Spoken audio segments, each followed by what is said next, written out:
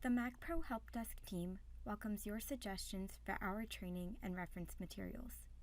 Please contact us with your feedback and comments on this training, or if you need other MacPro assistance. You may contact us via email at macpro_helpdesk@cms.hhs.gov or by phone at 301-547-4688.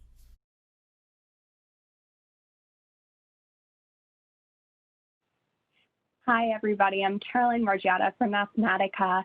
I'm going to tell you about some changes to the Child, Adult, and Health Home core sets for FFY 2020. Please note that the FFY 2020 reporting cycle generally covers utilization occurring in calendar year 2019. Also, the FFY 2020 resource manuals contain the technical specifications for the measures I'll be talking about. You can find links to the resource manuals toward the end of this slide deck. As you can see on this slide, 4 measures were added to one or more core sets for FFY 2020. First, metabolic monitoring for children and adolescents on antipsychotics, or APM, was added to the child core set. This measure assesses the percentage of children ages 1 to 17 who had 2 or more antipsychotic prescriptions and had blood glucose testing, cholesterol testing, or both types of testing. The measure is calculated using the administrative method. Use of pharmacotherapy for opioid use disorder, or OUD, was added to both the adult and health home core sets. This measure shows the percentage of beneficiaries with an opioid use disorder who filled a prescription or were administered a medication for the disorder during the measurement year. This measure includes 5 rates. There are separate rates for use of 4 types of drugs: buprenorphine, oral naltrexone, long-acting injectable naltrexone, or methadone. And there is a total rate that shows use of any of these 4 medications. The measure is also calculated using the administrative method. The National Core Indicators In-Person Survey, which we refer to as NCI-DDS, was added to the adult core set. These indicators describe beneficiaries' experience and self-reported outcomes of long-term services and supports for individuals with intellectual and developmental disabilities and their families. Follow-up after emergency department visit for alcohol and other drug abuse or dependence, or FUA, was added to the health home core set. This measure is already in the adult core set for beneficiaries age 18 and older. The measure shows the percentage of emergency department visits for health home enrollees aged 13 and older with the diagnosis of alcohol or other drug abuse or dependence who had a follow-up visit for AOD, abuse or dependence. We also wanted to let you know that 2 indicators were added to the weight assessment and counseling for nutrition and physical activity for children and adolescents measure in the child core set. These indicators are related to counseling for nutrition and counseling for physical activity. So states will now be reporting 3 indicators for this measure. And finally, 3 measures were retired from the child core set and 2 measures were retired from the adult core set. In the interest of time, I won't review each of these measures. For more information about all these changes, please see the CMCS informational bulletins. The links are at the bottom of this slide. Now we'd like to review some updates to existing core set measures that were made by the measure steward. For the APP measure in the child core set, the measure steward updated the reported age groups. The rates for ages 1 to 5 and ages 6 to 11 were combined into one rate for ages 1 to 11 for FFY 2020. The measure steward made several changes to the prenatal and postpartum care measures. The timeliness of prenatal care measure is in the child core set, and the postpartum care measure is in the adult core set. First, the time frame for the denominator for both measures changed. For FFY 2020, the denominator includes live births occurring between October 8th of the year prior to the measurement year and October 7th of the measurement year. In addition, the numerator for both measures changed. For the timeliness of prenatal care measure, The numerator now includes prenatal care visits occurring before the Medicaid or CHIP enrollment start date. And the numerator for the postpartum care measure now includes postpartum visits occurring on or between 7 and 84 days after delivery. Finally, for both measures, the continuous enrollment requirement was changed to 60 days after delivery. For the SAA measure, the rate for ages 19 to 64 was replaced with the rate for age 18 and older. For the cervical cancer screening, or CCS measure in the adult core set, the measure steward revised the numerator criteria for women ages 30 to 64. Now, the numerator counts women ages 30 to 64 who had cervical high-risk HPV testing alone or in conjunction with cervical cytology within the last 5 years. For the screening for depression and follow-up plan, or CDF measure in the child, adult, and health home core sets, we added several clarifications and examples to the specifications in response to TA questions from states. First, the specifications clarify that enrollees with an active diagnosis of depression or bipolar disorder are excluded from the measure. This is because the intent of the measure is to promote screening of patients who were never previously diagnosed with depression or bipolar disorder. The specifications also clarify that an active diagnosis starts prior to the encounter but may not have an end date. In addition, the specifications clarify that if a recommended follow-up includes an additional screening, it must occur on the same encounter as the initial positive screen. An additional screen alone is not considered a follow-up plan. The FFY 2020 specifications also include examples of follow-up plans that meet numerator criteria. Next, I will tell you about updates the measure steward made to the Plan All-Cause Readmissions, or PCR, measure in the adults and health home core sets. First, the definitions of the index hospital stays and 30-day readmission events now include observation stays. Another change is the addition of a new category of outlier beneficiaries.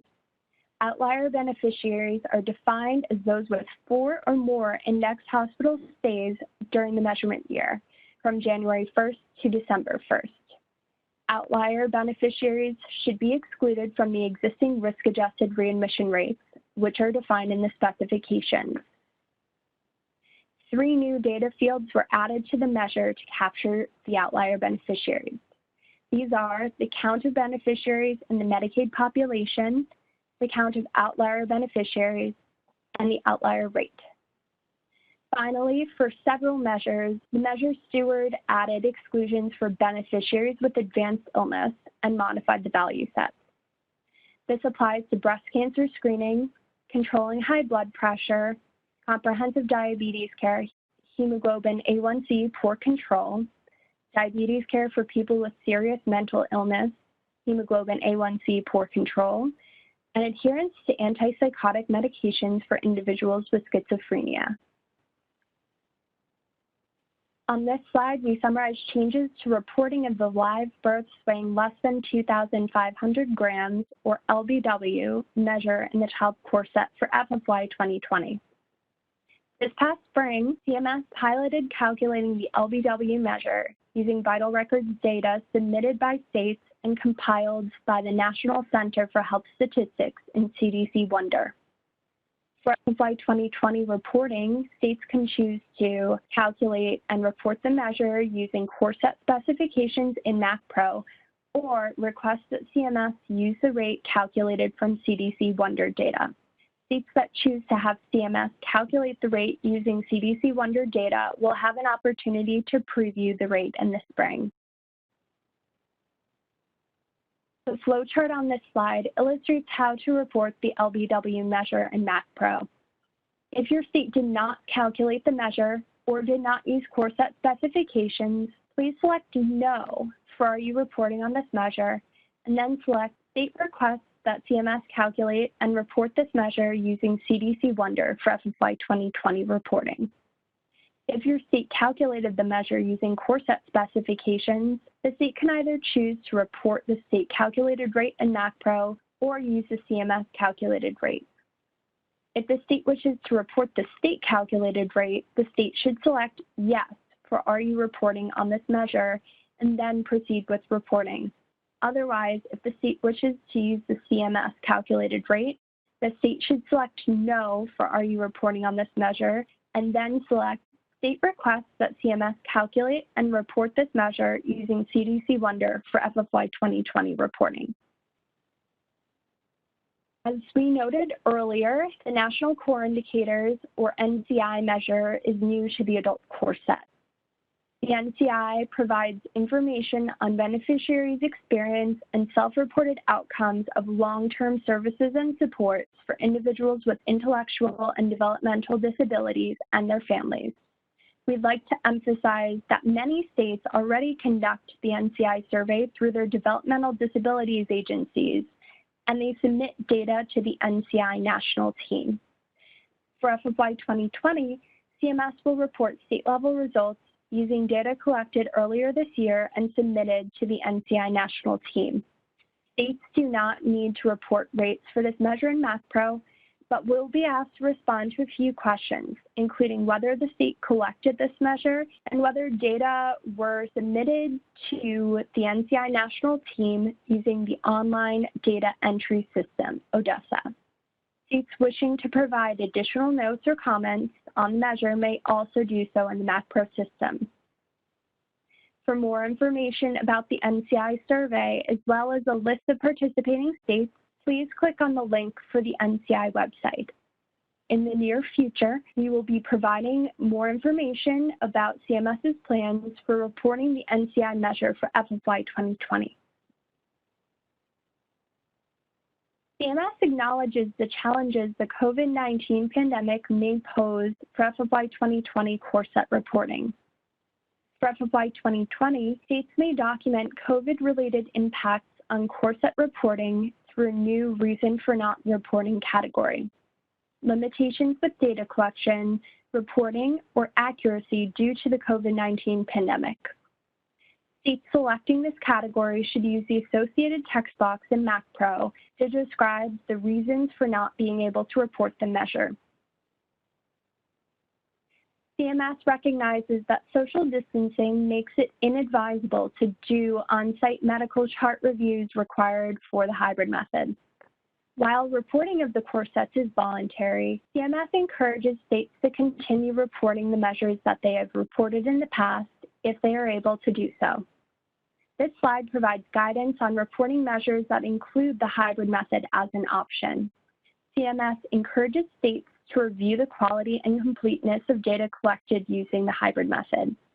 If a state determines that it will not be able to report high-quality data using this method as a result of challenges from the COVID-19 pandemic, CMS encourages the state to consider calculating the measure using the administrative method or electronic health records where permitted by the measure technical specifications. If a state chooses to report measures using the hybrid method for FFY 2020, the state should note if the FFY 2020 rate is worse than the FFY 2019 rate due to low chart retrieval. Then the state should indicate in MACPRO whether the state would prefer to use the FFY 2019 rate instead. In this case, CMS encourages states to report the FFY 2020 rate in the performance measures section and the chart retrieval rate, if available, in the additional notes and comments on the measure section in MACPRO.